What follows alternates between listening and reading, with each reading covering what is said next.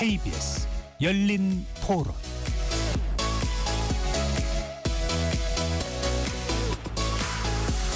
안녕하십니까? KBS 열린 토론 배종찬입니다. KBS 열린 토론 매주 수요일은 정치권을 향한 촌철살인, 정치적 참견 시점으로 여러분들을 만납니다. 이재명 정부의 첫 국정감사, 오늘로 사흘째를 맞고 있는데요. 각 상임위별로 정부 부처의 정책 수행 전반을 점검하고 있습니다. 이번 국감 최대 격전지는 단연 법사위입니다.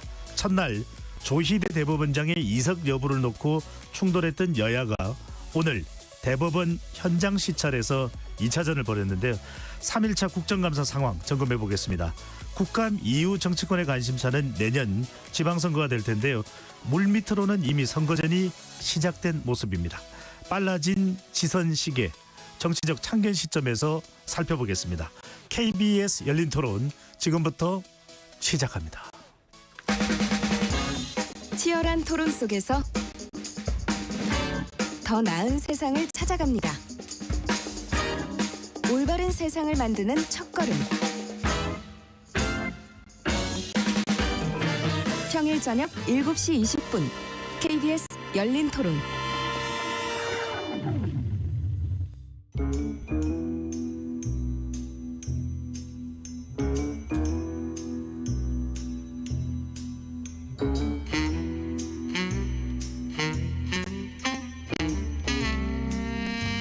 복잡한 뉴스 속 한마디 보태고픈 분들, 정치적 참견 시점, 오늘 함께해 주실 네 분 소개합니다.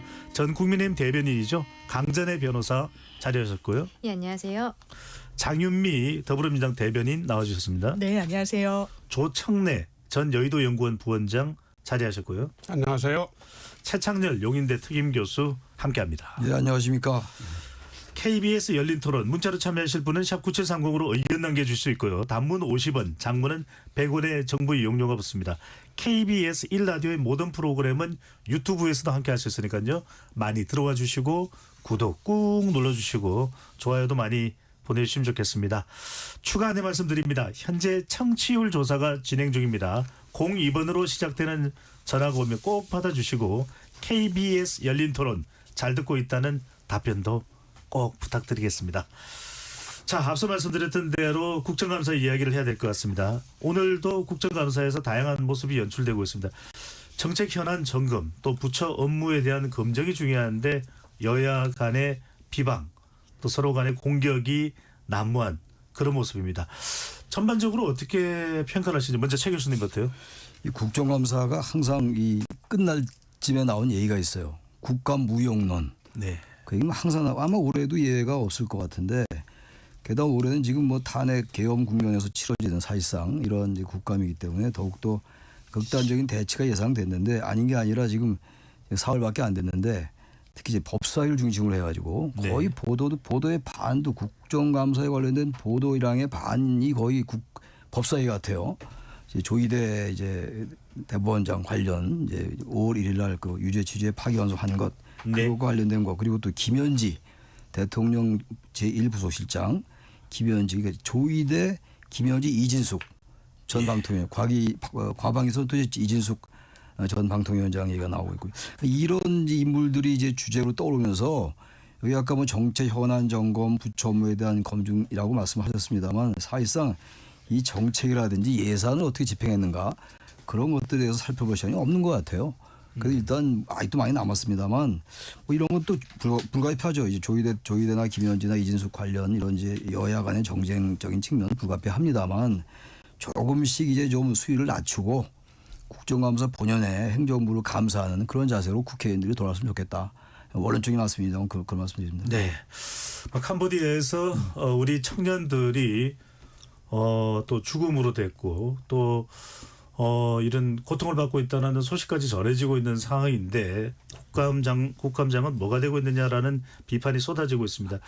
이렇게 할 수밖에 없는 걸까요? 전 부원장께서는 어떻게 보시는지요? 지금 우리 최 교수님 말씀하신 것과 똑같은 내용인데요. 14일 첫날 국감에 8개 상임위가 했습니다. 그런데 그날 뉴스를 보면 나머지 7개는 뉴스가 없어요. 그러니까 이게 처음부터 이렇게 되면 이게 정치 과잉, 권력 과잉, 뭐 맹탕 청문회로 가는 거거든요. 그러니까 물론 뭐 일각에서는 이렇게 얘기할 수 있습니다. 뭐 내란몰이를 통해서 이재명 정부 4개월에 대한 송고 질문을 막았다 이렇게 얘기할 사람이 있을지는 모르겠는데 지금 민생도 실종이 됐고요. 경제도 실종이 됐고 안보도 실종이 된 상황입니다. 된 상황인데 이게 국감은 그 집권 세력, 집권 여당에서 사실 좀 솔선하고 모범을 보여야 되는 측면이 있습니다. 절대 다수당이기도 하고. 그래서 이렇게 자꾸 민주당의 강성 지지층만 쳐다보는 이슈들 뭐 헌법이나 법률을 뭐 어겨가면서까지 하는 이런 분위기 자체를 좀 성찰하고 네. 좀 늦더라도 제대로 제자리로 와주길 바랍니다. 네. 이른바 조김 전쟁, 법사위 전쟁이라는 이야기가 나오고 있습니다. 장희민 대변인, 오늘은 이제 현장으로 갔습니다. 대법원으로 갔는데 조희대 대법원장은 출석하지는 않았습니다. 야당에서는 사실상 대법원에 대한 압수수색이다 이렇게 반발하고 있는데 네. 어떻게 보시는지요? 일단 기본적으로 압수수색이다라고 이 비판이 나오는 건 이제 현장 검증을 좀 시도를 했기 때문인데요. 오늘 이제 법사위에서 전체 회의가 마무리되고 바로 이제 국감을 시작하면서 그때 이제 추미애 법사위원장이 이제 민주당 의원들과 함께 이석을 하면서 우리가 로그 기록 등과 관련해 가지고 이 대법원에 대한 이제 현장 검증이 필요하다라고 예. 했고 천대엽 법원행정처장이 그 자리에는 오늘은 이제 조희대 대법원장은 나오지 않았기 때문에 그 자리에 있다가 이제 같이 나중에는 이제 이동을 한 상황이지만 이제 결과적으로는 어떤 현장에서 자료 확보나 했다라는 보도는 나오고 있지 않아서 이 과정에서 또 국민의힘 야당 의원들이 이건 사실상 압수수색 아니냐라고 반발을 하는 또 해프닝이 오늘 있기도 했습니다. 네. 장 대변인께 여쭤보겠습니다. 방금 전에 이야기를 하셨는데 대법원 현장에서 전산 로그 기록, 그러니까 로그인을 했느냐, 이 기록이 돼 있는 일정 같은 것들을 이야기할 텐데 이 기록을 보는 것이 왜 필요한 겁니까? 기본적으로 이 대법원을 향해서 끊임없이 좀 요구했던 것이 이 당시 이재명 대선 후보였었죠. 아주 이례적으로 빠른 파기환송심이 있었던 과정에서 어떻게 보면 청문회 과정에서 대법원의 설명도 좀 바뀐 게 아니냐라는 의혹을 남겼던 부분이 있습니다. 처음에는 기록을 충실히 다 봤다라고 했다가 이후에는 법률심이기 때문에 전체 기록을 볼 필요는 없다라는 취지로 바뀌면서 네. 최근에는 또 이 문서로 서면으로 답변을 냈다라고 하는데 그 부분에 대해서도 대법원에 접수되자마자 대법관들 전원이 기록 검토를 시작했다. 근데 그걸 믿는 법조인들은 아마 없을 거예요. 왜냐하면 배당이 이루어지기 전에 대법원에서 전원합의체 사건으로 배당되기도 전에 봤다. 상고유서가 올라오기도 전에 기록을 봤다.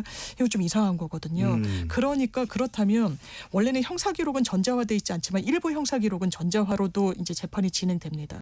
거기에 대해서 정말 기록을 봤다면 전자 로그인 기록과 로그아웃 기록이 있을 테니까 그 부분은 최소한 알려줘야 아주 자그마한 최소한의 의혹이라도 해소되는 거 아니겠느냐는 문제의식에서 이제 민주당 법사위원들이 끊임없이 요구하고 있는 사안입니다. 네. 자료를 받는지 여부에 대한 부분이 이제 쟁점화되고 있는 겁니다. 강재래 변호사, 이 6만 페이지나 되는 방대한 자료를 받느냐 대법관들이, 또 하나는 이제 반박 주장은 법률심이기 때문에 그렇게 자료를 다 봤어야 될 이유는 없다라는 것이 또 대법원의 설명이기도 한데, 자, 이 점 어떻게 보시는지요?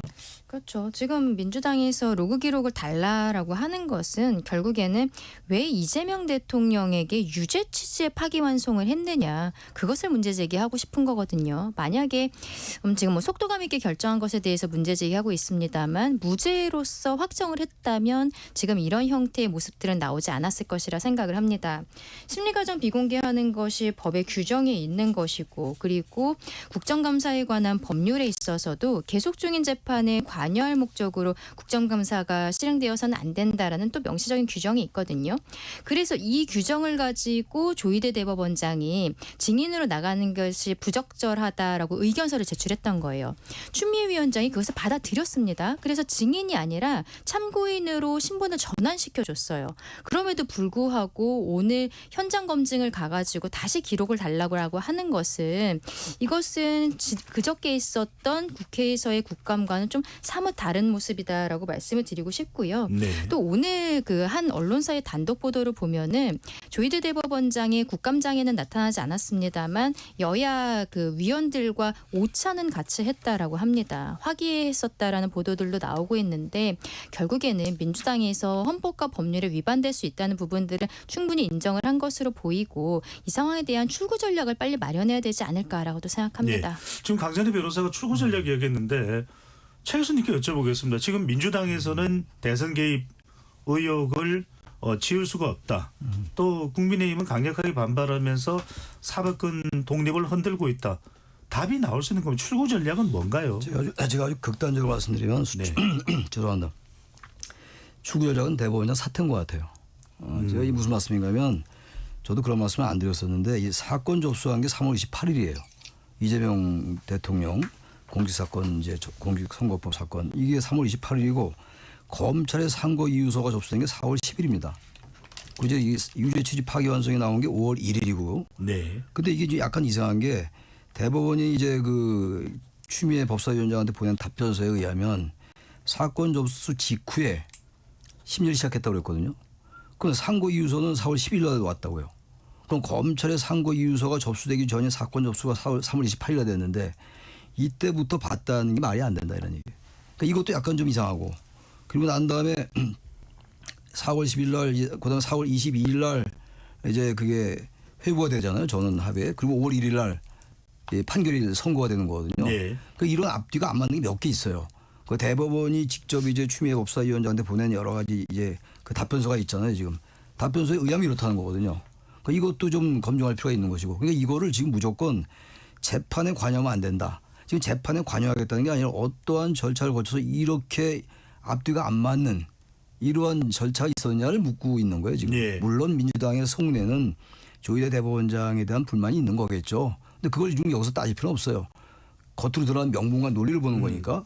근데 아무튼 간에 조희대 대법원장이 왜 이렇게 본인은 지금 전례가 없다고 해서 증인 출석도 안 했던 거 아니에요. 참고인으로 이제 양해가 돼서 예. 마지막 이제 그저께 국감 때 불신이 있어서 뭐 유감이다 안타깝다 이런 취지 얘기를 했던 거란 말이죠.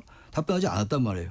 근데 이런 상황 속에서 이거를 지금 그냥 넘어갈 수 있는가? 이걸 지금 사법부 독립 그리고 삼권 분립 침해다라는 것으로만 하기는 어렵다는 얘기예요. 그러니까 왜 어떻게 했길래 왜 이렇게 이례적으로 이것도 전례가 없는 거 아니에요. 예. 전례가 없이 이렇게 했냐 이런 얘기입니다. 대선이 6월 3일인데 5월 1일 날 그것도 지금 확정된 후보에게 이거는 민주당의 주장대로 국민주권주의다. 국민주권주의 위반이라든지 참정권에 개입하려 했던 거 아니냐. 그런 논리가 가능해요.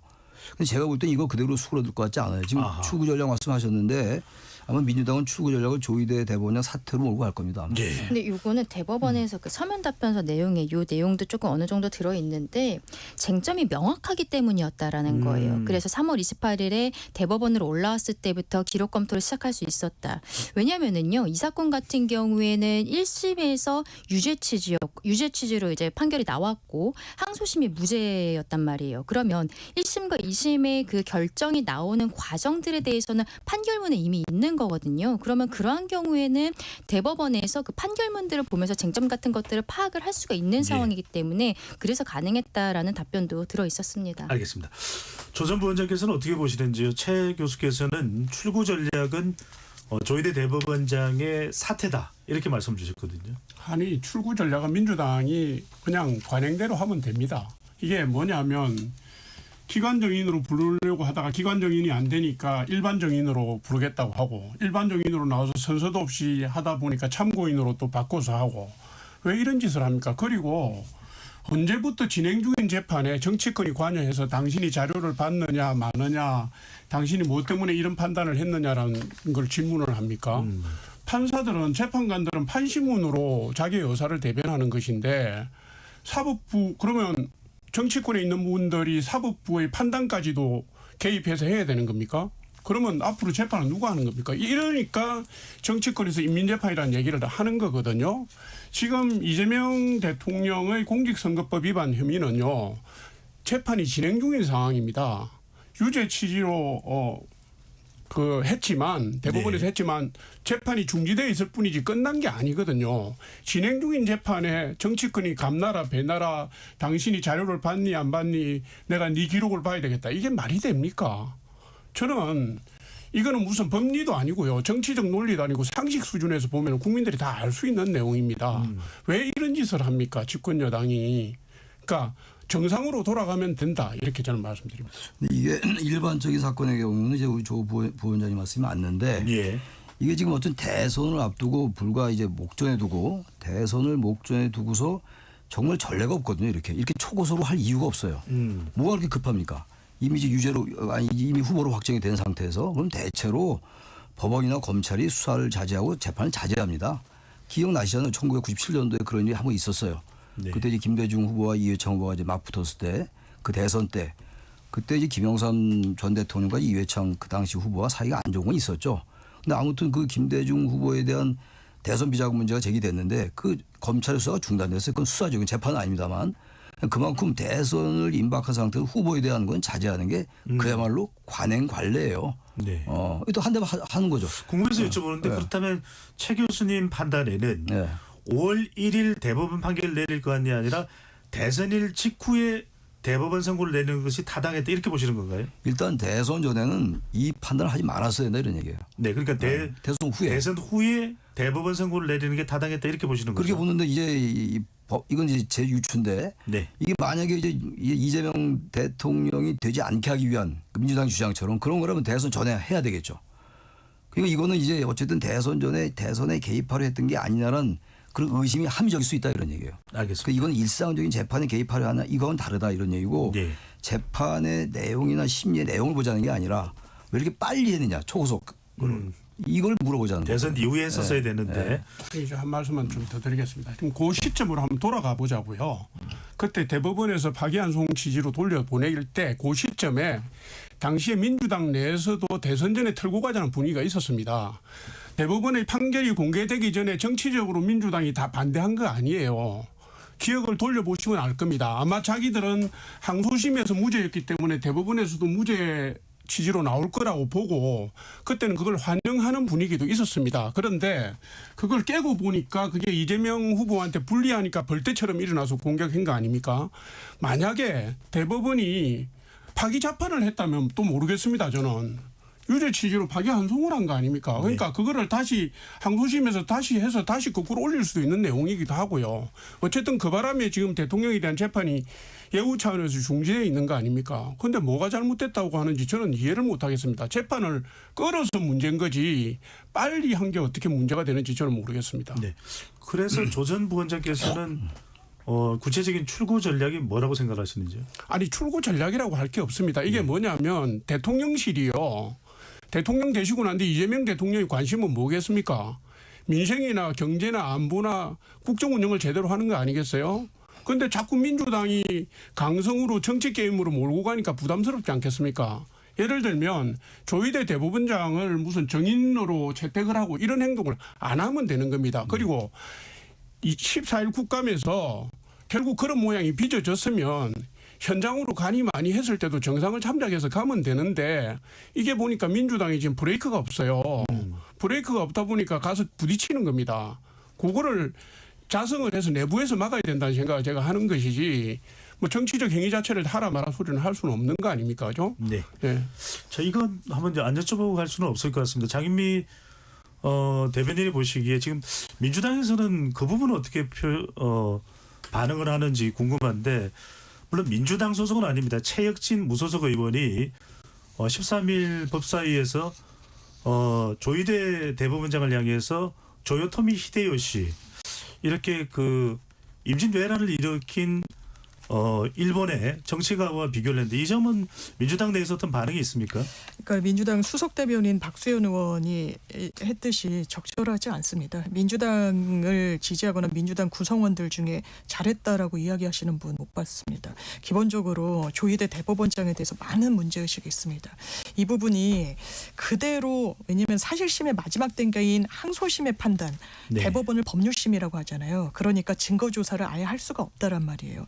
그래야 대해서 항소심의 판단을 그대로 받는다면 이게 1, 2심이라고 해서 1대1로 싸운 게 아닙니다. 그 결과가 아니에요. 항소심은 속심과 사후심의 성격이 있어요. 1심에 대해서 종합판을 낸 겁니다. 무죄라고. 그걸 뒤집을 정도면 최소한 9일은 안 된다라는 거예요. 그거에 대해서 왜 지금도 대답하지 못하냐는 거예요. 그런데 어떤 공세의 수준과 수위는 거기에 머물러야지 이게 일본인 무사의 어떤 그 장착을 해가지고 희화화하면서 이름이 히데라고 해서 히데요시다. 이거 저 맞지 않다고 생각합니다. 네. 이 국감장에서 조롱과 희롱이 난무하는 건 맞지 않습니다. 강전의 변호사는 어떻게 보는지 국민의힘에서는 최혁진 무소속 의원에 대한 징계안을 국회 윤리위에 제출했는데요.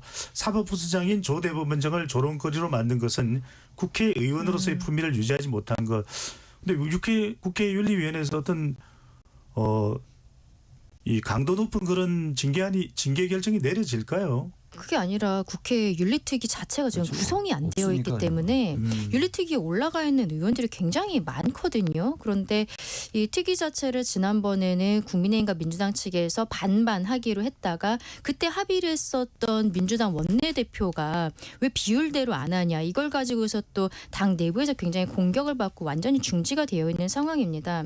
최혁진 의원 같은 경우에 지금 무소속인데 원래는 민주당 그 비례정당으로 들어왔었던 분이죠. 근데 이제 용해인 의원이 제명해달라고 해서 현재로서는 무소속인 상황입니다. 저는 이분이 결국에는 어떻게 보면 민주당 강성 지지층들에게 본인의 이름을 알려서 민주당으로 들어가고 싶은 마음에 좀 오버하신 게 아닌가 싶은데 이런 행동들이 국민들로 하여금 정치 혐오를 불러일으키고 있다라고 말씀드리고 싶습니다. 네. 자, 이거 최 교수님께 좀 여쭤봐야 될 것 같은데요. 최근에 이제 이 비상계엄과 관련된 이 군인사 군대 이제 인사와 관련해서 군인사를 승진 인사에서 배제해야 된다.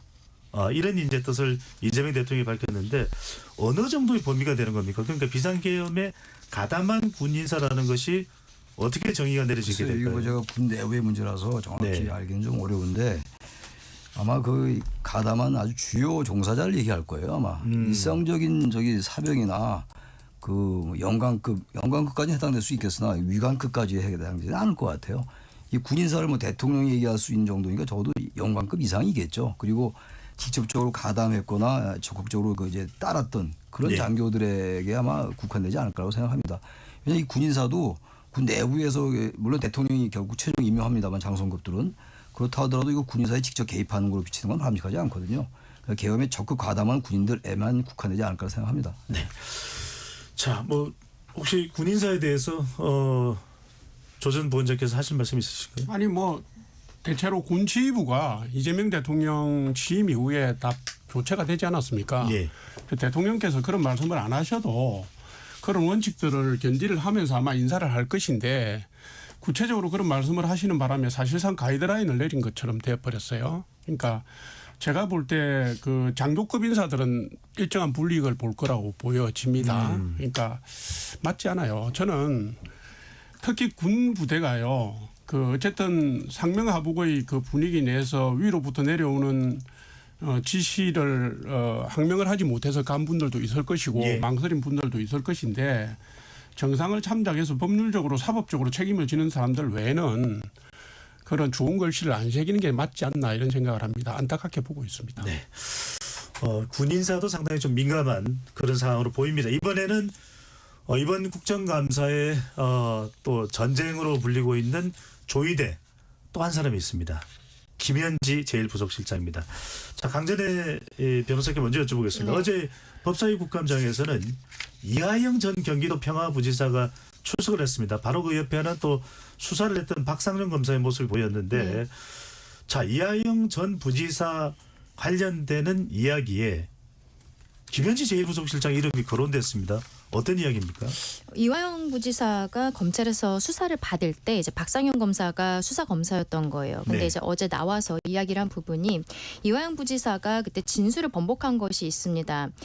대북 송금이라든지 이런 과정에 대해서 이재명 당시 경기도지사에게 보고를 처음에 안 했다라고 하다가 중간에 보고했다라고 한 거예요. 그리고 그 다음에 다시 보고를 안 했다. 이렇게 진술들이 바뀌었는데 그 과정에서 그 비슷한 시점에 변호인이 교체가 되었던 적이 있었습니다.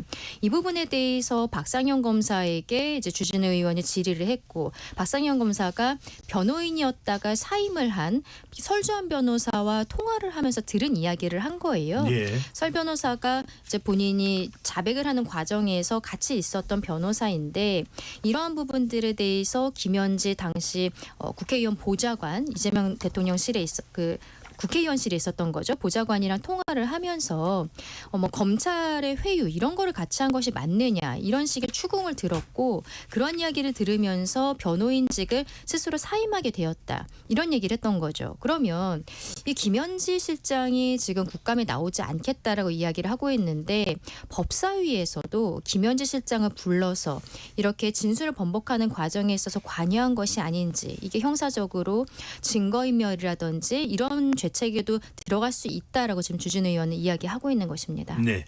자, 장현미 대변인 이 부분에서 중요한 것은 당시 이제 국회 보좌관이었던 김현지 현재 제1부속실장이 전화를 한 건 맞는지 통화는 했는지 변호인과 이하영 전 평화부지사의 변호인과 또 그 내용이 변호인을 질책하고 교체에 영향을 주었는지 이 점 어떻게 보시는지요? 그러면 그 전화를 받았다는 당사자가 뭐라고 인터뷰를 하는지를 좀 보는 게 제일 정확하지 않겠습니까? 네.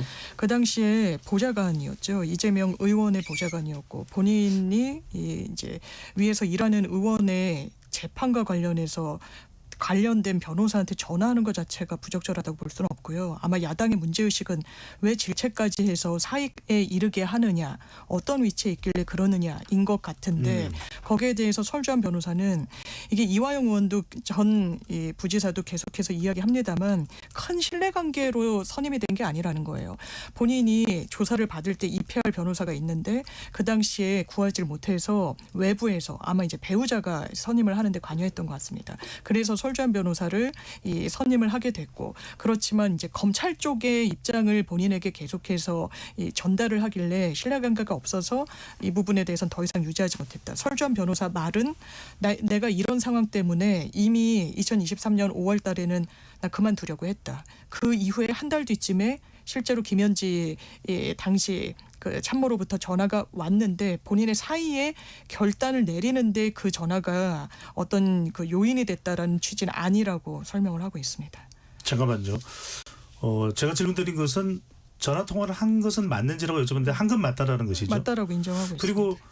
교체하는 데까지 영향은 없었다라는 말씀이신가요? 그게 설주한 변호사의 답변 내용입니다. 자, 이 부분에 대해서 강재래 변호사는 어떻게 보시는지요? 글쎄요, 설 변호사가 지금 이야기하고 있는 것을 보면 어쨌든 본인이 여기에 대한 뭐 모욕감이라든지 압박감을 느껴서 사임에 이르게 되었다라고 이야기를 하고 있는데 뭐 여러 가지 복합적인 이유가 있을 수도 있겠죠. 지금 뭐 국감에 증인으로 김현지 실장뿐만이 아니라 설주환 변호사도 부르겠다라고 주진우 의원이 이야기하고 있습니다만 아직까지 채택은 되지 않은 상황입니다. 그런데 이게 단순히 변호인의 사임에 대한 압박이냐 그 이야기를 하는 것이 아니라요. 설주환 변호사랑 그 대리인으로서 같이 있을 때는 이재명 대통령에게 불리한 진술을 했었다라는 거예요. 그리고 그 이후에 김강민 변호사 그러니까 지금 경기도의회 의원을 하고 있고 최근에도 계속 보도에 나오고 있는 현재까지도 하고 있는 변호인으로 선임이 되니까 이화영 부지사가 다시 진술을 번복했다는 겁니다. 네.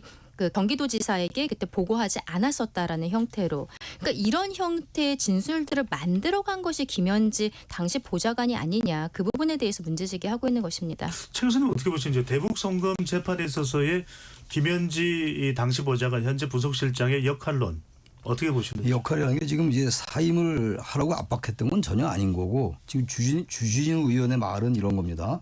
이화영 전 경기도 평화부지사가 6월 9일 날 2023년도 얘기예요. 6월 9일 날 쌍방울 대북 관련 비용 대납을 이재명에게 보고를 했다. 주진우 의원의 이제 코트예요. 말을 인용한 건데 그리고 나서 3일 뒤인 6월 12일 날 6월 9일 날 이제 이재명 당시 도지사에게 보고했다라는 것이고 그리고 6월 12일 날 설주환 변호사가 돌연 사임했다. 이런 얘기예요. 그리고 이 과정 속에 사흘이 차이가 나잖아요. 이 과정에서 이재명 당시 대표의 최측근인 김현지 실장이 개입했다고 들었다. 이게 주진우 의원이 한 얘기예요. 이게. 예. 그러니까 이건 지금 김현지 그 당시 보좌관이 직접 당신 그만둬 이 얘기를 했다는 건 아니고 김현지 실장이 개입했다라고 얘기를 들었다는 거예요. 이 얘기가 지금 주진우 의원의 말에 의하면 예. 개입이라는 걸 이제 어떻게 보느냐의 문제인데 사임 얘기는 안 한 것 같고 어떤 형태로든 간에 지금 설주한 변호사에 대한 뭐 질책이랄까 원망이랄까 이런 게 있었을 가능성이 있어 보여요. 그러니까 그래서 이제 일단 김현지 실장이 이 지금 왜냐하면 그 당시에 경기도 평화부지사 이화영과 이재명 의원과는 공공관계라고 보고 있었던 거거든요. 검찰에서는. 예. 그렇기 때문에 김현지 보좌관이 개입했던 게 아니냐라고 주장하고 있는 거죠. 지금 주진우 의원은 알겠습니다. 말이죠.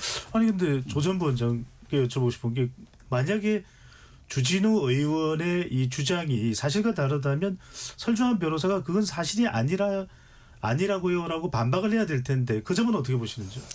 아니 언론에 지금 공개된 내용만 보면 이거예요. 그 검찰 편을 들고 있다고 하는데 맞느냐라고 김현지 당시 보좌관이 물어서 아니다라고 하면서 수치심을 느껴서 내가 사임계를 냈다 이런 말이고요. 그 다음에 나오는 내용 중에 하나가 그 이재명 대통령과 관련된 재판을 실무적으로 지휘하고 있는 사람이 김현지고 그 사람한테 관련 상황에 대한 보고를 했다라는 내용도 들어가 있어요. 네. 그러니까 이게 지금 유아영 전 부지사하고 이재명 대통령은 공범 관계로 지금 범죄 혐의를 받는 건에 대해서 이재명 대통령의 최측근이 그 문제에 대해서 개입했다는 것 자체가 문제가 되는 것이지 그 사람이 사임하라고 했느냐 마느냐 이게 지금 본질에서 벗어난 내용이에요.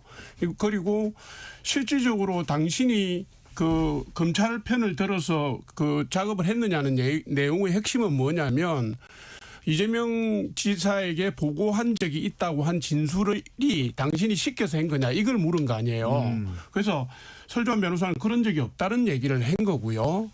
어쨌든 그런저런 파동이 전화가 있고 사임을 하고 난 뒤에 이화영 전 부지사가 진술번복을 하잖아요. 그러면 사실관계를 보더라도 개입을 한 게 맞죠. 맞고 그러니까 이게 제가 볼 때 뭐 재판에 유리하게 하기 위해서 교사를 한 거죠.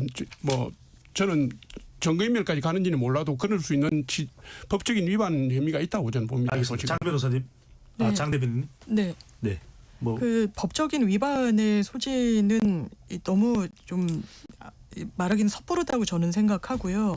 아마 사건과 관련해 가지고 뭐 확인을 한다거나 질책을 한다고 하더라도 일단 전화를 받은 당사자가 질책성은 아니었다라는 취지로 이야기를 하고 있어서 주진우 의원께서 너무 이 부분과 관련해서는 좀 추정을 넘어서서 묻지도 따지지도 않고 그런 의혹 제기를 하고 계시는 부분이 있지 않은가. 그렇다면 또 뭐 김현지 이 실장을 증인으로 채택하겠다고 하는데 지금 국민의힘에서 김현지 실장을 부르겠다고 하는 상임위가 아주 끝도 없이 많습니다. 국회 운영위에서 부르는 게 관행이었죠. 그런데 원내 전략을 제대로 세운다면 한 곳에 집중을 해야 되는데 아니 예능 출연을 왜 했는지를 물어봐야 되겠다. 인사에 관여했는지 농해수위에서도 부르겠다.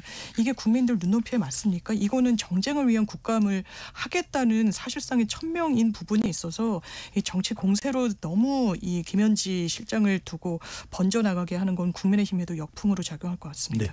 이하영 전 부지사와 관련해서 실제로 그렇게 영향을 김현지 부설시장이 준 게 아니라면 대통령실 또는 대통령실이 되겠죠. 정부 민주당에서 대응할 차원은 아니라고 볼 수도 있는데 대통령실은 뭔가 반응이 나온 게 있습니까? 대통령실에 대해서는 이 건에 대해서는 구체적으로 반응이 나온 건 없는 것으로 알고 알겠습니다. 있습니다. 자, 그래서 중요한 것은 국민의힘에서 계속 요구하고 있는 출석입니다.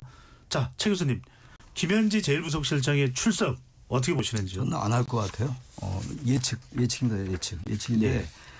근데 이 안 하면 이런 의혹을 계속 부풀릴 거예요. 국민의힘에서. 그러면은 네. 당위적으로 볼 때는 나오는 게 맞아요. 나와야 된다. 왜냐하면 이게 그 대신 지금 국민의힘이 주장하는 것처럼 여러 가지 상임위에 다 걸쳐서 하면 안 됩니다. 지금 이제 여당이 걱정하는 거는 김현지 이 실장이 워낙 이제 이재명 대표와 대통령과 성남시장 전부터 대표 때 물론이고 활동을 계속 해왔기 때문에 많은 부분을 이재명 대통령의 흠집을 내려 하는 것 같아요. 제가 볼 때. 여당이 그걸 걱정하고 있는 거거든요. 근데 그렇다고 하더라도 이렇게 계속 얘기가 나오니까 보세요. 지금 대법원장도 관례가 아니지만 증인 출석 요구했던 거 아니에요. 예. 그죠? 여당에서. 그건 똑같아요. 부소실장은 출석 안 한 게 관례였지만 이 출석 얘기가 나왔던 거는 총무비서관 때 얘기가 나왔던 거거든요. 그리고 나서 이제 인사이동이 있었어요. 물론 대통령실의 말은 이미 이전에 인사이동 계획이 있었다고 합니다만 그걸 고지고 때 믿을 사람이 별로 없을 것 같기도 해요. 어쨌든 그 논란이 있은 다음에 이제 오비랄지 모르지만 부소실장으로 바뀌었고 이제 부소실장은 안 나오는 게 관례예요. 그게 따지면 대법원장 나오지 말라고 그랬어야죠. 그러니까 적어도 운영에 나가서 부소실장이지만 전 총무비서관 자격으로 나가서 얘기를 하고 여러 가지 문제에 대해서 별거 다 물어볼 겁니다. 아마 진짜 30년 이상을 같이 활동했으니까. 근데 그런 건 딱딱 잡아서 얘기하면 돼요. 이런 건 내 소관이 아니다. 그렇게 해서 넘어가야지. 이걸 그게 출구 전략이지. 이걸 가지고 계속 안 나간다고 얘기하면은 뭔가 의혹이 많다. 네. 이재명 대통령과의 관계에서 이렇게 얘기가 계속 나올 거 아니겠어요. 좀 그래서 양쪽 다 똑같아요. 그 야당도 마찬가지예요. 그렇게 관례 따진 사람이 왜 또 이건 관례 안 따집니까? 현 직책이 중요한데. 그 양쪽이 다 똑같기 때문에 이거는 대법원장도 지금 오늘은 안 나왔습니다만 얘기를 할 필요가 있고 지나간 얘기입니다만 김현지 부소실장도 나와서 국회에 응답해라. 그게 네. 저의 말씀입니다. 김현지 부소실장 관련해서는 조 전 부원장 또 강세리 변호사 차례로 가겠습니다. 자, 그런데 국민의힘에서는 또 색깔론이 등장을 했습니다. 박정훈 의원이 김현지 실장이 김일성 추종 세력인 경기동부연합과 연결돼 있다. 대통령실에서는 철진한 색깔론이라면서 곧장 반박 논평도 냈는데 이 주장은 어떻게 보십니까? 그 박정훈 의원의 그 주장을 보면요. 경기동부연합을 주요 고리를 해서 논리를 풀어나가고 있는 네. 거예요. 경기동부연합은 진북단체라고 대법원에서 이적단체로 판결이 났던 적이 있고 정당 해산을 당했던 통진당의 주류 세력이 경기동부연합과 직접적으로 연관이 있었다는 것도 우리가 다 알고 있는 내용입니다. 그래서 박정훈 의원이 지적한 것은 이재명 대통령이 2010년 지방선거에서 당시에 통진당 의원 그러니까 김미 전 통진당 의원과 연대를 해서 선거에서 승리한 적이 있었고 네. 그리고 그 이후에 김 전 의원의 선거법 위반 재판에서 실제로 김현지 지금 실장이 깊숙이 관여됐다라는 것이 판결문에 판시가 돼 있다.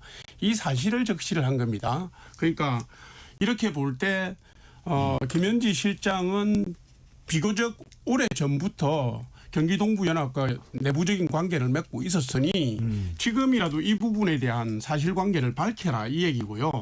그다음에 지금 1급 공무원이지 않습니까? 1급 공무원이니까 고위공직자로서 당연히 사실관계를 밝히면 되는데 이것도 또 그렇습니다. 민주당에서 뭐 철진한 색깔론이니 뭐 정치곡선이 이렇게 맞받아칩니다. 통상적으로는 1급 공무원에 대해서 이런 문제가 제기가 되면 사실이 아니다라든가 예. 그런 적이 없다라든가 그 이후로는 그 사람하고 만날 일이 없었다라든가 이렇게 해명이 돼야 되는데 이게 무슨 색깔론이니 무슨 공세니 이렇게 몰고 갈 일이 아니거든요. 네. 잘 아시는 것처럼 성남시장 때 비서관을 했고 경기도지사 때 비서관을 했고 국회의원 때 보좌관을 했고 그다음에 대통령의 총무비서관을 거쳐서 부속실장을 하는 사람에 대해서 의혹이 제기가 됐는데 두루뭉실하게 뭐 이거는 뭐 아니고 색깔론 철진한 색깔론 하지 말라 이렇게 하는 것은요.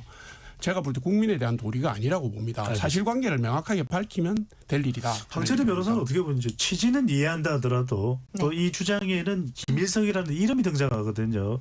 그러면 상당히 이게 또 색깔론 이른바 북풍론 이렇게 확대되면서 오히려 얻으려고 하는 그 취지 목적보다는 또 역작용 또 반작용 이런 상황이 벌어질 수도 있을 것 같은데 어떻게 보시는지요? 그렇죠. 근데 이제 경기동부연합이 성남시를 또 중심으로 해서 활동을 하는 단체인데 이재명 대통령이 되기 전부터 성남시에서 시민단체 활동을 좀 해왔었단 말이에요. 그러면서 사실상 예전부터 경기동부연합과 관련이 있는 것이 아니냐라는 의혹들은 있었는데 이렇게 판결문 안에서 김현지라는 이름이 나오고 거기에 대해 대통령실이 제대로 해명도 하지 않고 또 국감에도 나가지 않겠다라는 형태로 하고 있으니까 이 상황이 좀 커지는 게 아닌가 싶습니다. 그리고 이런 거에 대해서는 저는 대통령실이 빨리 털어야 된다고 생각하는 게 조금 아까 우리 이화영 부지사 이야기했잖아요. 이화영 부지사도 평화부지사였어요. 그러면서 대북 송금 사건과 관련돼서 지금 형을 살고 있는 거거든요.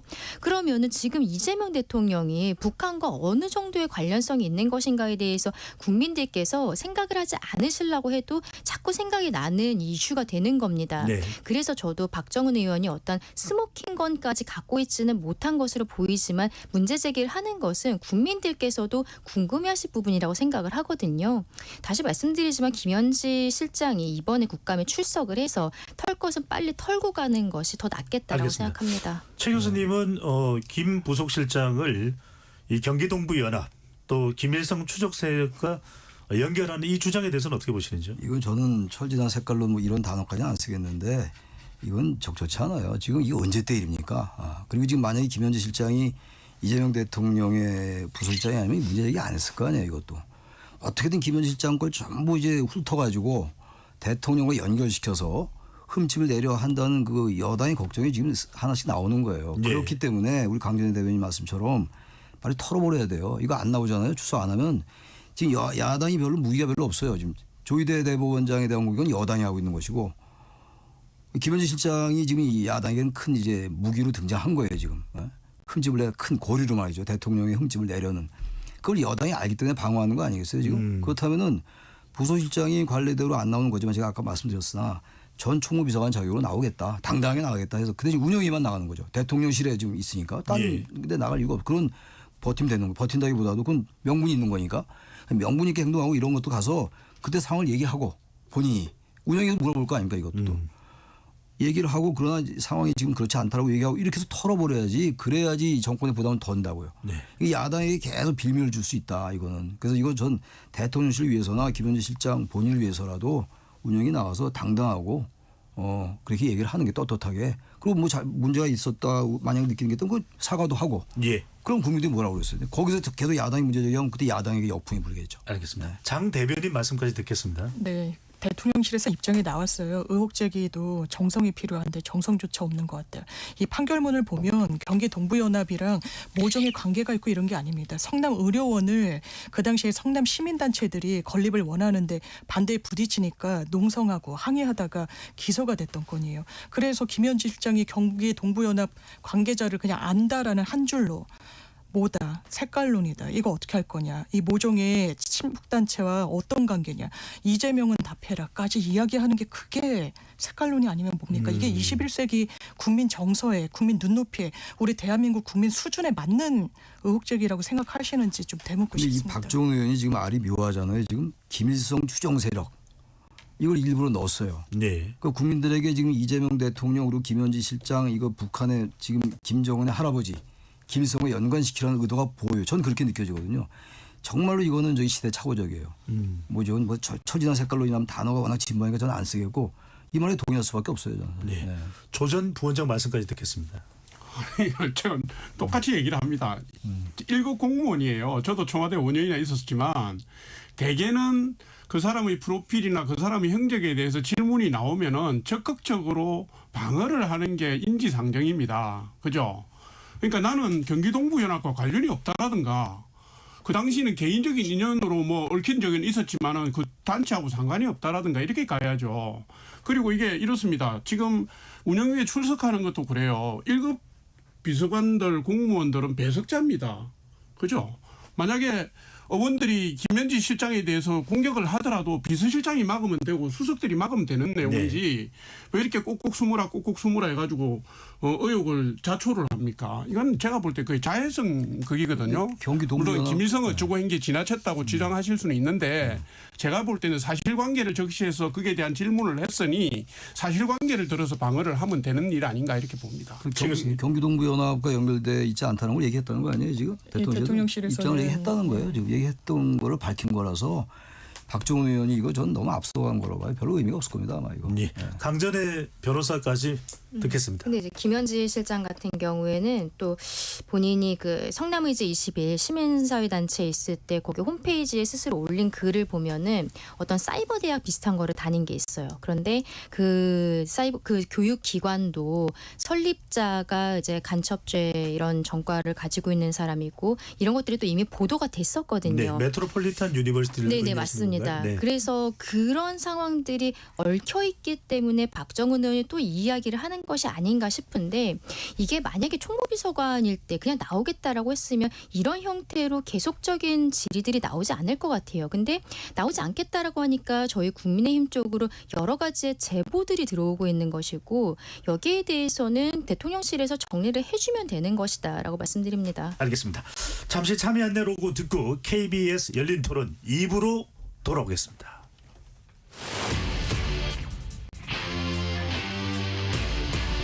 토론에 정답은 없습니다.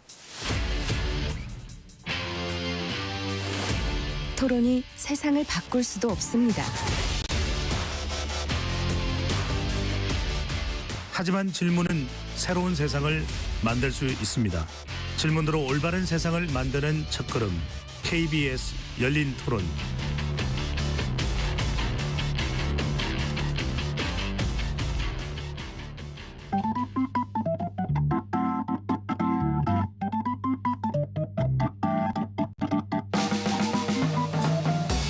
세상을 바꾸는 질문 열린 토론이 시작합니다. KBS 열린 토론은 언제나 열려 있습니다. 단문 50원, 장문 100원의 유료 문자 샵 9730 그리고 KBS 어플리케이션 콩으로 여러분의 의견을 남겨주세요. KBS 열린 토론 2부 이어가겠습니다. 여의도 정가를 향한 촌철살인 정치적 창견 시점으로 진행하고 있습니다. 스튜디오에 장윤미 더불어민주당 대변인, 조청래 전 여의도연구원 부원장, 최창렬 용인대 특임교수, 강전의 전 국민의힘 대변인 네 분과 함께하고 있습니다. 자, 이미 명절 연휴, 추석 명절 연휴부터 내년 지방선거가 시작됐다 이런 분석도 나오고 있는데 가장 격전장이 될 것으로 예상되는 곳은 아무래도 서울입니다. 자, 서울시장은 또 대선으로 가는 1번지 바로 또 지름길이라고도 이야기가 되고 있는데요. 지금 현직은 오세훈 시장입니다. 일단 오세훈 시장의 경쟁력부터 먼저 이야기를 해본다면 조 전 부원장께서는 어떻게 보시는지요? 일단은 현역 프리미엄이 크다 이렇게 볼 수 있어요. 그러니까 여당의 입장에서는 지방선거든 총선이든 예를 들면 뭐 교체율에 따라서 교체를 하는 게 쉽지만 수세적인 야당의 입장에서는 현직에 있는 분들이 아무래도 다른 후보들보다는 유리한 고지를 점하고 있는 게 맞거든요. 예. 그리고 실제로 지금 정당에 대한 국민들의 생각과 별개로 내년 지방선거를 앞두고 이재명 정권에 대한 정권의 중간심 반론이 조기 점화되는 듯한 느낌을 저는 많이 받아요. 그래서 이런 추세로 간다면 현직 프리미엄과 합해져서 오세훈 시장의 강점이 더욱더 부각이 될 거다 이렇게 보는 것이고 또 하나의 관점은 뭐냐면 개혁신당이 이준석의 개혁신당이 내년 지방선거에서 어떤 스탠스를 가져가느냐. 예를 들면 뭐 선거연대라든가 연합이라든가 이런 걸 모색하느냐 아니면 독자 공천을 하느냐에 따라서도 크게 달라질 수 있다고 봅니다. 네, 일부에서 말씀드렸던 사이버 인문대학 김현지 부서실장 이야기를 하면서 나왔던 사이버 인문대학의 명칭은 네트로폴리탄 대학입니다. 다시 정정해서 정확하게 전달을 해드립니다. 최 교수님 어떻게 보십니까? 일단은 지금 오세훈 시장에 대한 경쟁력 이야기도 해주시면서 지금 현직으로 이제 국민의힘에 오세훈 시장이 있으니까 오히려 여당 쪽에 군웅할거하는 그런 또 양상도 나오고 있습니다. 박주민 의원도 거론되고 있고요. 서영교, 전현희, 박홍건, 김영배, 여기다 홍익표, 박용진 전 의원, 뭐 김민석 국무총리 이야기도 나오고 강훈식 비서실장 차출로도 나옵니다. 어떻게 보시는지. 이렇게 많은 사람이 거론되는 걸로 봐서 뚜렷하게 강력한 주자가 없다는 반증이에요. 사실 보면은 뭐 이름은 많이 알려진 사람들이긴 합니다만 이 지금 오세훈 현재 시장에 비해서 좀 이렇게 중량이 약간 낮아 보이긴 해요. 솔직히 말씀드려서. 근데 이게 지방선거가 내년 6월이잖아요. 아이도 멀었고 오세훈 시장의 경우가 우리 현역 프레임도 있겠습니다만 명태균 관련 그것도 만만치 않을 것 같긴 해요. 막상 이제 그때가 임박하면.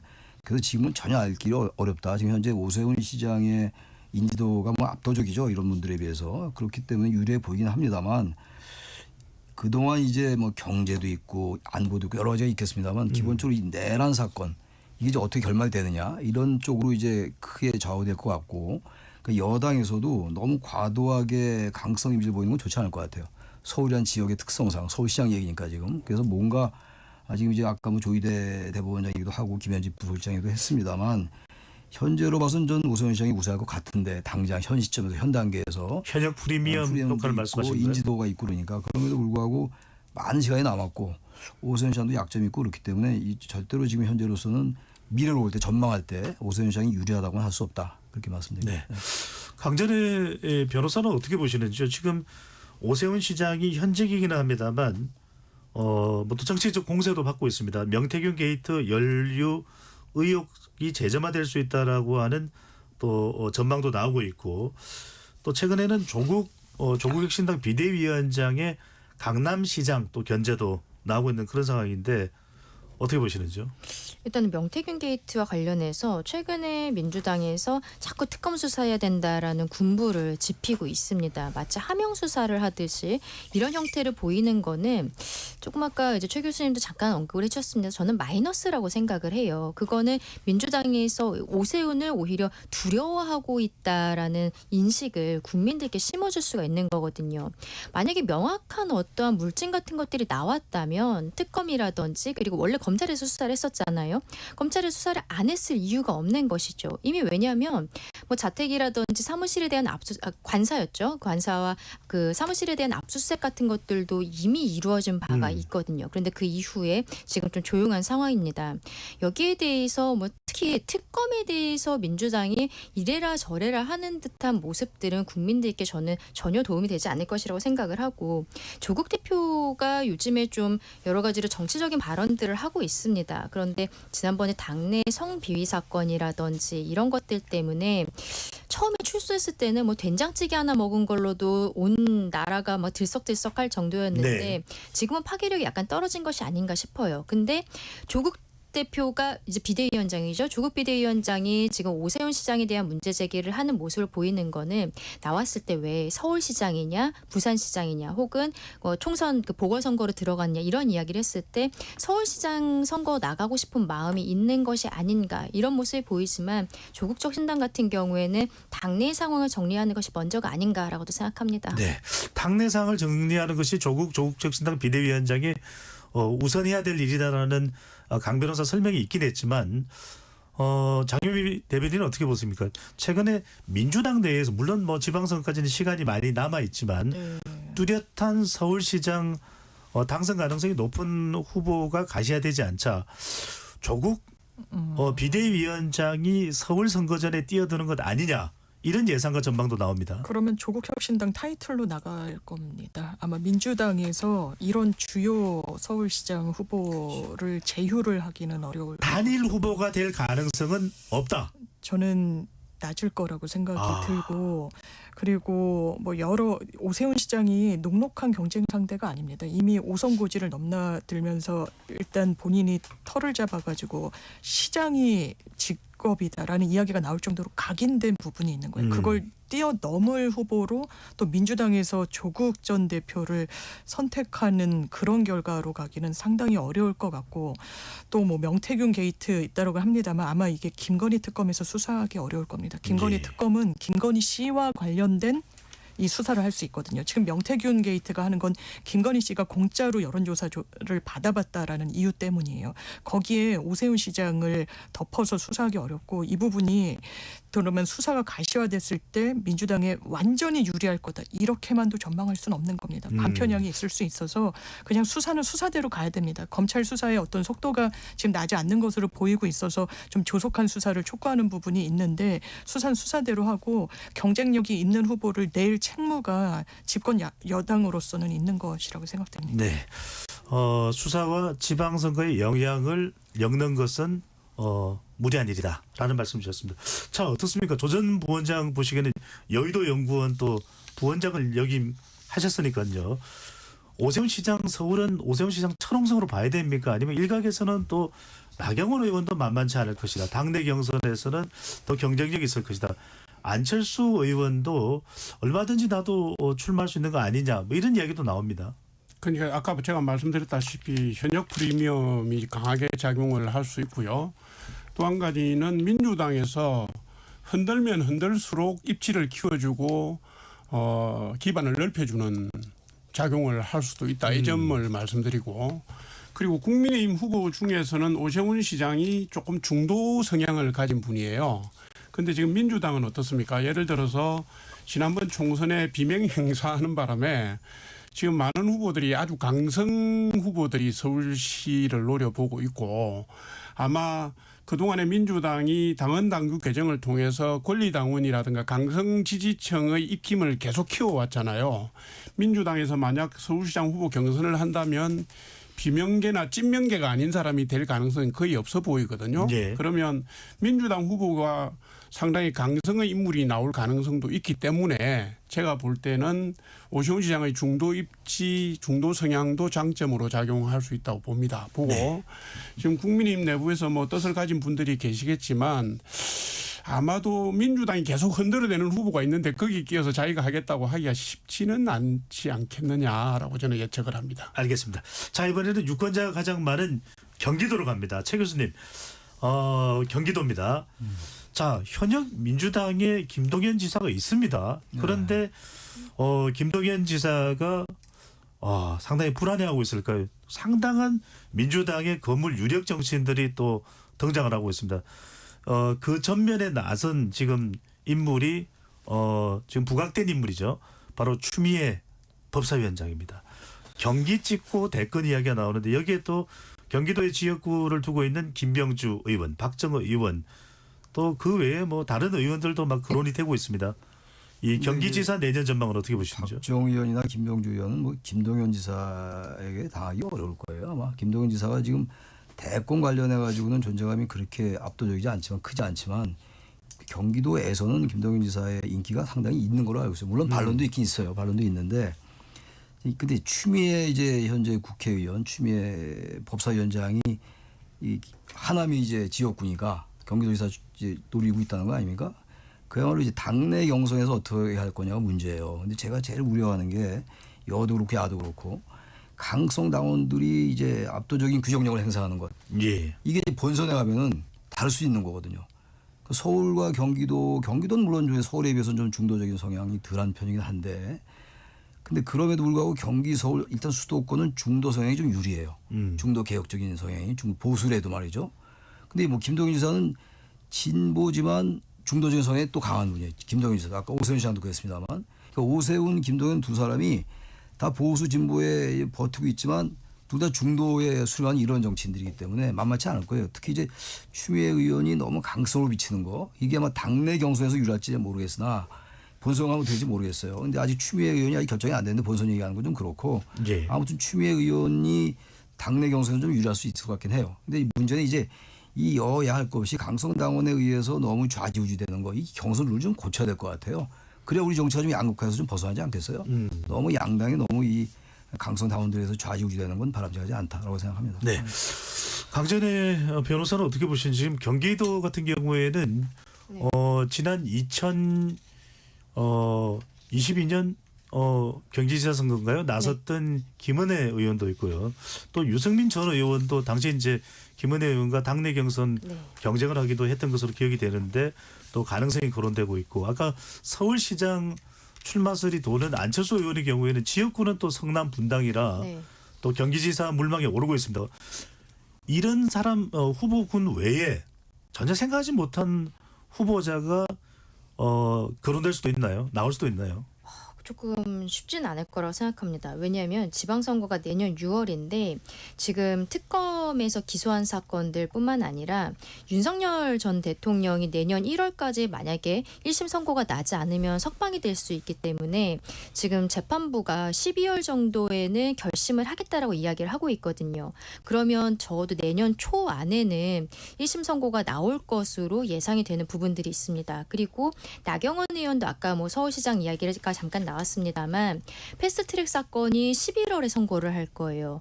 이러한 좀 사법적인 판단들이 있고 나서 지방선거가 있게 되는 상황이라 이거를 좀 결과를 봐야 될 것이라고 생각을 하고 그리고 그 과정에서 특히 윤석열 전 대통령에 대해서 형이 좀 강하게 나온다면은 또 민주당 입장에서는 내란 정당, 내란 프레임을 저희 당에 굉장히 강하게 씌울 것으로 보이거든요. 그러면 외부에서 새로운 사람이 들어오려고 해도 이길지 질지도 좀 힘들어 보이는 이 판에 모든 것을 던지고 정치계로 들어올 수 있을 것인가 이 부분도 좀 의문이라고 생각이 듭니다.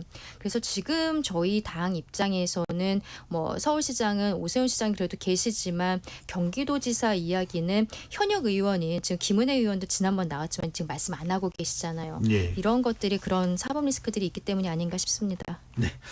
자, 이번에는 백혜령 경정 이야기로 가봅니다. 장혜민 대변인께 좀 네. 여쭤보겠습니다. 이재명 대통령이 이 마약 관련된 의혹에 대해서 철저한 이제 수사를 지시를 했는데 백혜령 경정이 이 영등포 경찰서에 있던 시절에 바로 말레이시아로부터 들어오는 그 마약에 대한 것을 전격 소탕하면서 상당히 부각이 됐습니다. 수사 잘하는 경찰이라는 그런 이미지도 갖고 있는데 또 임원정 동부지검장과는 또 뭐 같은 사진도 찍는 등 서로도 협력이 잘 되는 것으로 비쳤는데 최근에 이제 수사팀 합류를 놓고서 별도의 수사팀을 구성을 해야 된다. 합동수사단 자체가 불법 단체다. 이렇게 백혜령 경정이 주장을 하면서 어떤 내용입니까? 이 동부지검장 임원정 검사장과도 뭔가 불협화음이 네. 있는 겁니까? 이제 임은정 그 동부지검장도 원래 이 사건을 동부지검에서 했던 게 아니라 이제 대검에서 남부지검에서 하고 하다가 이제 그 합동 수사단으로 동부지검으로 그냥 위치만 옮긴 거고 동부지검에선 직접 관여를 하지 않고 이제 장소만 빌려주는 그런 개념이었다가 8월 달부터 동부지검장 통할 아래 두게 됐거든요. 그때 이제 백혜령 경정이 영등포 강력계에 있을 때 마약 사범이 와서 나 정말 마약 끊고 싶은데 내가 범죄에 연루돼가지고 내가 헤어나질 못한다라고 하면서 추적하다 보니까 이제 여러 성과를 내게 됐던 거예요. 그런데 네. 본인에 따르면 이제 여러 외압으로 수사가 중단이 됐고 그런 상황 속에서 그런 백혜령 경정이 수사 노하우는 본건에 대해서는 제일 많이 갖고 있으니까 지금 동부지검에 있는 수사팀과 같이 합류를 해서 하는 게 좋지 않겠느냐라는 대통령실에서 나왔던 발언이고 그런데 백혜령 경정은 좀 문제의식을 달리하는 것 같습니다. 내가 지금 이 수사팀은 좀 문제가 많다. 수사 외압과 관련해서도 지체되고 이랬을 때 그 당사자들이 계속 수사를 하는데 내가 가봤자 할 수 있는 역량 자체가 없다. 그러니 난 별도의 수사팀을 꾸리는 게 맞다. 여기에 대해서 임은정 검사장은 수사팀도 지금 굉장히 노력을 하고 있고 또 이제 여기서 한동훈 전 대표도 막 고소고발을 하면서 백혜령 경정의 발언을 문제 삼고 있는데 예. 이 부분과 관련해서 본인이 또 외압의 피해자라고 하니까 피해자와 관련한 그 수사 외압 수사는 이 관여하는 게 온당하지 않다라고 하면서 좀 맞서는 양상입니다. 네. 백혜령 경정에 대해서 조 전 부장 어떻게 보십니까? 국회에 나와서 이 감봉권 이 띠지와 관련해서도 나와서 발언을 또 한 바가 있었고요. 백혜령 경정이 이 마약 수사에서 상당히 윤희근 경찰청장으로부터도 칭찬을 받으면서 부각된 인물인데 또 한편으로는 이 마약 수사 관련해서 관세청에서 일종의 이 특혜 또 의혹이 있는 것은 윤석열 전 대통령 또 김건희 여사가 이익에서 형성되는 자금으로 내란 자금을 만든 거 아니냐 그런 또 발언을 내서 상당히 또 정치적 논란이 되게 됐습니다. 어떻게 보시는지요? 이분은 보니까 자기가 그 경험한 거하고 추정하는 내용을 사실인 것처럼 같이 섞어서 얘기하는 희한한 재주가 있는 것 같아요. 뭐 이렇습니다. 많이 알고 있고 제보를 할 수 있고 수사 경험이 있다면 조용히 처리해서 그 경험을 이어받아서 수사단을 꾸려서 가면 될 건데 대통령께서 무슨 개별 수사의 지휘권을 행사하는 듯한 모습도 보여주시고 그다음에 이 당사자는 뭐 지금 있는 합수단은 못 믿겠으니까 내가 수사팀을 꾸리겠다고 치고 나오고 있고 이게 뭐 속된 말로 당나라 군대도 아니고 뭐 이런 정권이 있는지 저는 잘 모르겠습니다. 그리고 자기가 수사를 해서 입증한 게 아니잖아요. 전직 대통령 부부가 뭐 자금을 쓰기 위해서 했느니 마느니 하는 것은 다분히 정치적 그 색깔을 입힌 거고요. 그다음에 자기가 지금 폭로를 한 내용은 사실상 일반적으로 보면 고발건에 해당하는 내용인데 수사로 입증한 게 아니잖아요. 근데 이런 사람을 갖다가 당신이 알아서 수사해봐라고 하는 이거 자체가 잘못된 겁니다. 대통령의 수사지휘권 행사도 잘못됐지만 이런 사람을 수사의 핵심으로 넣어서 별도의 수사팀을 꾸려주니만이 동부지검에서 그렇게 얘기가 나오는 것 자체가 저는 부적절하다고 봅니다. 네, 한 가지 주제만 더 다뤄보겠습니다. 최 교수님, 캄보디아 사태는 정말 우리 모든 국민들이 경천동지할 20대 청년의 죽음, 또 그것이 왜 여야를 막론하고 대비되지 않았나라는 개탄스러운 국민들의 분노가 일고 있는데, 국민의힘에서는 캄보디아 한국인 납치 사건을 이 중국인들에 대한 이 범죄 단속과 규제 강화로 이제 연결시키고 있는 양상도 보입니다. 이른바 3대 쇼핑을 못하게 해야 된다. 의료, 그다음에 건강보험을 이용하는 거죠. 그다음에 부동산, 또 선거 참여, 이런 부분이 나오는데 이 움직임은 어떻게 보시는지? 그건 대단히 걱정스러워요. 지금 이 캄보디아 사태와 캄보디아에서 우리 한국인 납치되고 그 구금된 거, 이것과 지금 중국인들에 대한 뭐 의료, 선거, 부동산 이 3대 이 상황을 제어하겠다는 법안을 추진하겠다는 거 아닙니까, 국민의힘? 네. 근데 이 의료 보험도 마찬가지예요. 이 의료라는 것도, 의료도 지금 국민건강보험공단에서 통계가 잘못 나온 게 있어요. 그 나중에 알고 보니까 적자가 아니라 흑자로 전환된 게 있어요. 그러니까 통계도 잘못된 게 있었던 것이고, 그리고 너무 이것도 그야말로 반중 혐중 이런 쪽으로 하는 것 같아요. 그러니까 이것도 약간의 이념적인 성향이 들어간 거예요. 그러니까 이거 극우라고까지 말씀은 안 드리겠는데, 특정 국가에 대해서 특정 국가의 행태를 비판해야죠. 거기 나라 사람들의 어떤 그러한 것들을 딱 막으면서 그거를 방어하겠다. 이건 좀 다른 것 같아요. 일각에서 제가 이런 말씀드리니까 이런 얘기를 하더라고요. 그럼 반미는 왜 가만 놔두냐. 그런데 반미라는 거는 미국이란 나라의 뭐 여러 가지 전시작전권 문제 이런 것들에 대해서 결연을 달릴 수 있다 이런 얘기예요. 근데 이건 그거 달라요 지금. 네. 저는 국익에도 도움이 안 되고 사례도 안 맞는다라고 생각합니다. 네. 강재로 대변인 한 1분 정도 조금 남짓 시간이 있는데, 근데 뭐 국민의힘에서 이 중국인 3대 쇼핑 방지법 어떻게 네. 보시는지요? 저는 이 부분에 대해서 지금 민주당에서는 뭐 혐중이라고만 프레이밍을 하고 있는데, 우리가 이 상황에 대해서 한번 진지하게 논의할 필요성은 분명히 있다라고 생각을 하거든요. 의료 쇼핑과 관련해서는 교수님 말씀해 주신 것처럼 통계 같은 것들이 잘못됐을 수도 있습니다. 그런데 부동산에 대해서는 우리 국민들 중국에서 부동산 취득할 수 없거든요. 그리고 투표권에 대한 문제도 국민들 다 알고 있습니다. 근데 여기에 대해서 유야무야 넘어가고 있는 상황이고, 그리고 또 마침 지금 이 상황에 있어서 캄보디아에 있어서 중국과 베트남에서 이제 경찰력이 강하다 보니까 중국 범죄 단체들이 캄보디아 쪽으로 가고, 그리고 거기에서 우리 국민들을 대상으로 굉장히 많은 그 범죄들이 일어나고 있다는 것 아니겠어요. 국민적 공부가 있는 것이죠. 그 여기에 대해서 감정적인 부분들을 제거를 하고 우리가 여야가 여기에 대해서 공론화를 해야 한다. 중국과의 관계에 있어서 민주당이 자꾸 덮어두려고만 하고 있으니까 친중 정부가 아니냐라고 이야기가 나오는 것이고, 이 부분도 분명히 털고 가야 된다라고 생각합니다. 네. KBS 열린 토론, 국정감사는 계속 진행 중에 있기 때문에 관련된 소식을 또 토론에서 다루도록 하겠습니다. 이것으로 모두 마무리하겠습니다. 오늘 함께해 주신 조청래 전 여의도연구원 부원장, 최창렬 용인대 특임교수, 강전의 전 국민의힘 대변인, 장윤미 더불어민주당 대변인, 네 분 오늘 말씀 고맙습니다. 감사합니다. 지금까지 KBS 열린 토론 배종찬이었습니다.